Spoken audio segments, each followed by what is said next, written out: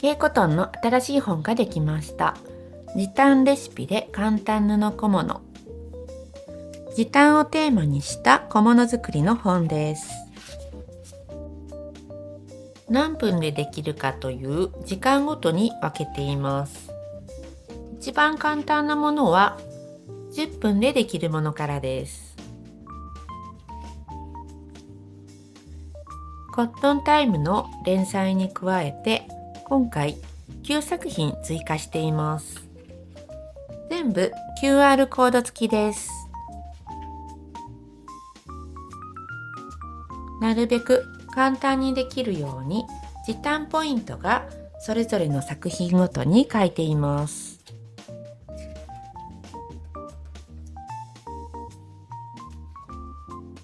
実際に使ってよかったものやおすすめ作品を選抜して載せています。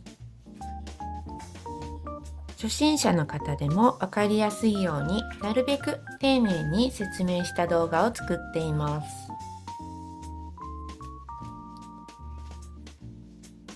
ここからは60分かかるもの。少し時間はかかりますが、完成度の高い作品を集めています。お財布だけでも1、2、3、4種類。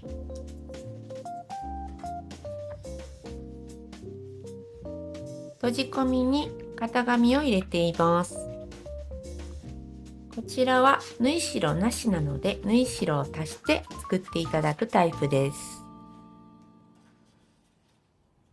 図解で作り方の説明もあります。基本的には QR コードで動画を見てもらう形です。動画を見ながらこの図解を見ると分かりやすいと思います。最後も小物の型紙がついています。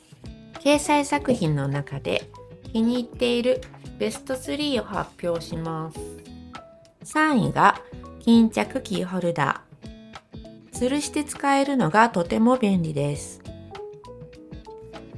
2位は畳みやすいエコバッグ。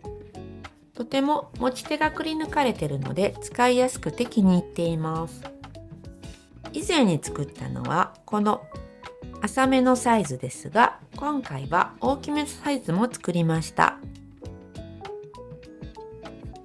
1位は大きく開くツインポーチです。この開いたところにタックが入っていて、普通の L 字ファスナーよりもずっと使いやすい作りになっています。カードケースも3段とお薬手帳ポケットもついています。プレゼントにもおすすめです。暑い毎日であまり縫い物をする気にならないかもしれませんが、見て楽しんでいただけたら嬉しいです。ぜひ手に取ってみてください。こちらに掲載されている作品はすべて商用 OK です。